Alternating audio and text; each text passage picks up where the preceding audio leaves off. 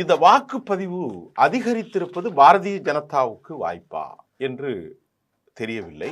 ஆனாலும் இந்த செப்பாலஜிஸ்ட் கருத்து கணிப்புகள் அவ்வாறு சொல்கிறது. ஆன்டி இன்கம்பன்சி பாசிபிள் என்று சொன்னார்கள். ஆனாலும் நெக் அண்ட் நெக் போட்டியாக இல்லை. இந்த கருத்து கணிப்புகள் முழுமையாக பீகாரின் வளர்ச்சி, அடிப்படை வேலைவாய்ப்பு, சமூக மாற்றத்திற்கான கல்வி என்றெல்லாம் பெரும் பிரச்சாரம் செய்தார்கள். ஒட்சோரி என்று சொன்னார்கள். எதுவுமே நடக்கலையா அப்படிங்கிற கேள்வியும் எழுந்திருக்கிறது.